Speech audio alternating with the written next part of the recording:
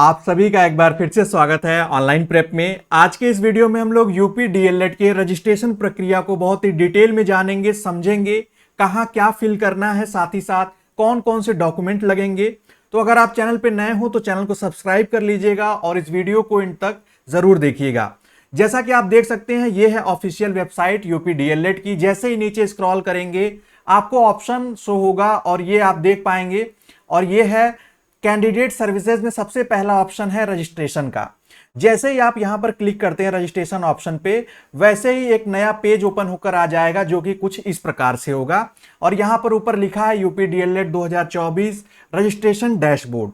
इसको नीचे स्क्रॉल करेंगे, आप चाहें तो इन सभी इंफॉर्मेशन को एक बार पढ़ सकते हैं। इसके नीचे एक जो पहला ऑप्शन आएगा रजिस्ट्रेशन फॉर्म का, जैसा आप यहां पर देख पा रहे होंगे, और यहां पर लिखा है पार्ट 1। आपको यहां पर क्लिक करना है सिंपली। जैसे ही हम क्लिक करते हैं यहां पर आपको कुछ इंफॉर्मेशन ओपन होकर आ जाएगी आपके सामने, जो कि थोड़ा सा समय ले सकती है, कुछ इस प्रकार से। इसमें सारे इंस्ट्रक्शन लिखे हुए हैं, इंस्ट्रक्शन को आप पढ़ेंगे तो यहां पर सबसे पहले शुल्क लिखा है कि और सबको ऑनलाइन फॉर्म फिल करना है, ये सब लिखा है। शुल्क कितना है, अगर आप ओबीसी और जनरल कैटेगरी से बिलोंग करते हैं तो 700 रुपए, एसटी एससी कैटेगरी से तो 500 रुपए, अगर आप पीएच कैटेगरी से हैं तो 200 रुपए आपकी फॉर्म फी लगेगी। साथ ही साथ यहां पर पूरे प्रक्रिया को बहुत ही डिटेल में बताया गया है। एक और जानकारी कि इस फॉर्म को फिल करते समय क्या क्या डॉक्यूमेंट लगेंगे, तो आपको बता दें, डॉक्यूमेंट में सिर्फ और सिर्फ फोटो और आपकी एक सिग्नेचर, दो डॉक्यूमेंट लगेंगे। इसके अलावा कोई डॉक्यूमेंट अपलोड आपको नहीं करना होगा, सिर्फ उसकी डिटेल फिल करनी होगी। ये ध्यान से समझिएगा। साथ ही साथ यहां पर ये प्रारूप भी लिखा है आपको कि ये प्रारूप जो है आपके फोटो और सिग्नेचर का वो जेपीजी फॉर्म में होना चाहिए। उसकी साइज जो होनी चाहिए वो 10 केबी से 50 केबी के बीच होनी चाहिए। आप ये सब पढ़ते हुए नीचे आएंगे। नीचे यहां पर एक ऑप्शन आपको दिख रहा होगा और ये आप लैपटॉप या पीसी में ही ओपन करिएगा। और अगर आप ये पढ़ने के बाद आपको यहाँ पे स्वीकृति देनी होगी, आप जैसे यहाँ पर क्लिक करेंगे एक ऑप्शन ओपन होकर आ जाएगा और कुछ देर बाद कुछ इस प्रकार से ये खुलेगा और यहां पर लिखा होगा कि पंजीकरण के लिए यहां क्लिक करें। अब जैसे ही हम यहां पर क्लिक करते हैं आप देख पाएंगे यहां पर क्लिक करते ही कुछ इस तरीके से जो पूरा रजिस्ट्रेशन का फॉर्मेट है वो आ जाएगा। अब रजिस्ट्रेशन के फॉर्मेट में आप ध्यान से समझिएगा क्या क्या फिल करना है। सबसे पहले कैंडिडेट नेम सबसे ऊपर है, फिर आपका फादर्स नेम, मदर्स नेम। यहां पर ध्यान रखिएगा जब भी आप अपना नाम आप फिल करिएगा फॉर्म में तो कैपिटल लेटर में होना चाहिए, ब्लॉक लेटर में आपका नाम, फादर्स नेम और मदर्स नेम। उसके बाद आपको यहां पर डीओबी आपकी डेट ऑफ बर्थ सेलेक्ट करनी होगी। उसको किस तरीके से करना है, आप यहां पर आपको एक फॉर्मेट दिया गया है, इस फॉर्मेट में आप सेलेक्ट करना होगा आपको। साथ ही साथ उसके बाद जो तीसरा ऑप्शन आएगा वो आपका डोमिसाइल का आएगा। अगर आप यानी निवासी अगर आप यूपी के हैं तो आप यहां पर यूपी सेलेक्ट करेंगे। एक बार मैं आपको दिखा दे रहा हूं, यहां पर यूपी, अगर आप यूपी से नहीं हैं तो अदर देन यूपी सेलेक्ट करेंगे। कैटेगरी आपको सेलेक्ट करना होगा, अगर आप अदर स्टेट से होंगे तो अनरिजर्व सेलेक्ट करेंगे, और अगर आप जो लोग यूपी से हैं वो अपनी कैटेगरी अपने अकॉर्डिंग सेलेक्ट करेंगे।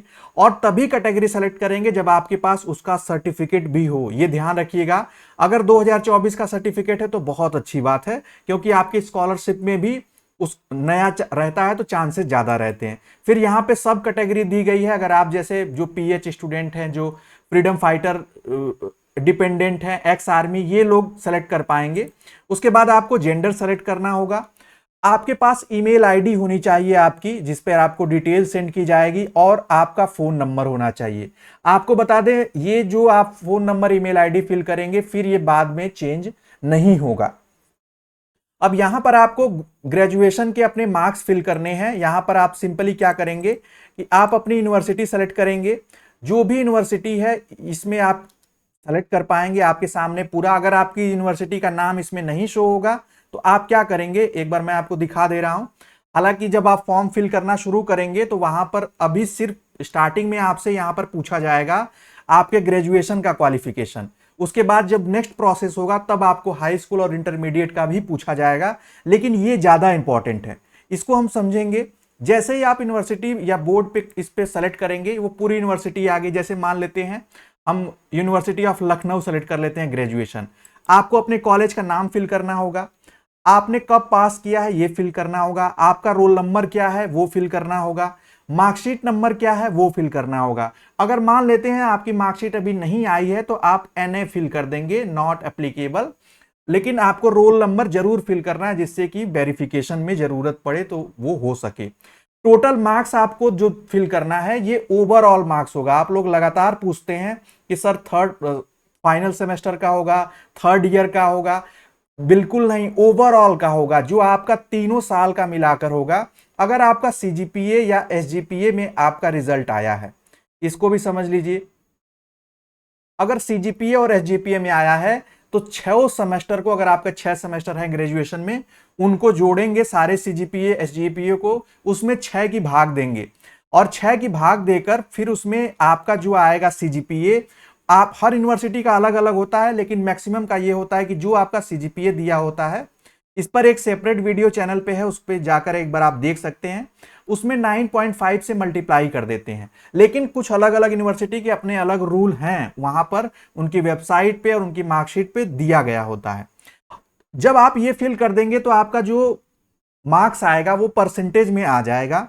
लेकिन फिर एक प्रॉब्लम आएगी कि सर पूर्णांक में क्या फिल करें, तो पूर्णांक में आप 1000 फिल करेंगे जिनका CGPA ग्रेड पॉइंट में रिजल्ट आया है, और जो परसेंटेज आएगा उसमें 10 का मल्टीप्लाई कर देंगे। तो जैसे कि मान लेते हैं कि अगर आप परसेंटेज निकालेंगे आप CGPA में मल्टीप्लाई करके तो आ गया 76.5, तो आप यहां पर 1000 फिल करेंगे और यहां पर 765 फिल करेंगे। ये प्रक्रिया होगी। सॉरी, यहां पर जो है जो टोटल मार्क्स है यहां पर आप फिल करेंगे 1000 और यहां पर आप फिल करेंगे 765। अब वो जैसे ही आप ये फिल करेंगे यहां पे ऑटोमेटिकली परसेंटेज मार्क्स आ जाएगा, वहां पर आपको फिल नहीं करना होगा, वो ऑटोमेटिकली आपका परसेंटेज शो होने लगेगा उसी फॉर्मेट में। तो ये ध्यान रखिएगा क्योंकि इसमें गड़बड़ी अगर होगी तो आपका वेरिफिकेशन रुक सकता है। इसके लिए सावधानी बरतिएगा, और जो मैं सेपरेट वीडियो बता रहा हूं उसको भी देख लीजिएगा आप।